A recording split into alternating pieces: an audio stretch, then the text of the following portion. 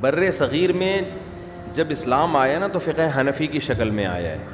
فقہ حنفی تو ملیشیا میں اسلام گیا ہے فقہ شافعی کی شکل میں. تو یہ جو چار مکاتب فکر ہے نا، حنفی، مالکی، شافعی اور حنبلی، یہ چاروں صحیح ہیں. ان میں سے کسی ایک کو فالو کرنا چاہیے اور تینوں کو درست سمجھنا چاہیے.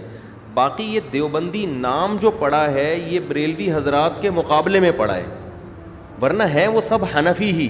تو حنفیوں میں جو علماء بر صغیر میں بدعت کے خلاف ہو گئے ان کو لوگوں نے دیوبندی کہنا شروع کر دیا، اور جو تیجے 40ویں اور اذان سے پہلے صلاۃ والسلام کے قائل تھے ان کو لوگوں نے کیا کہنا شروع کر دیا؟ بریلوی.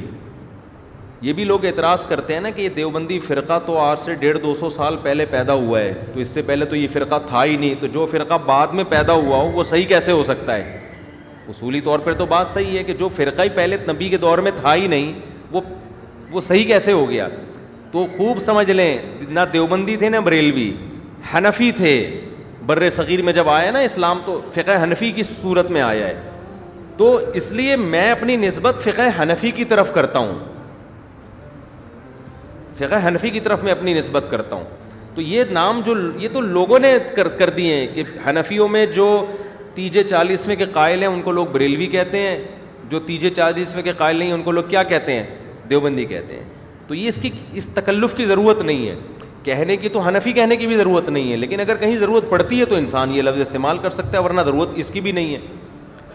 لوگ کہہ سکتے ہیں کہ فقہ حنفی بھی تو نبی کے دور میں نہیں تھا. فقہ حنفی کے مسائل تھے، نام نہیں تھا.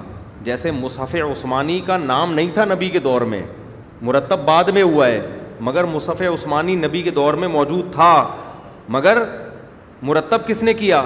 حضرت عثمان نے. تو فقہ حنفی، شافعی، مالکی یہ سارے نبی کے دور میں تھے، ان کو مرتب بعد میں کیا گیا ہے، تو نام ان کا بعد میں رکھا گیا ہے.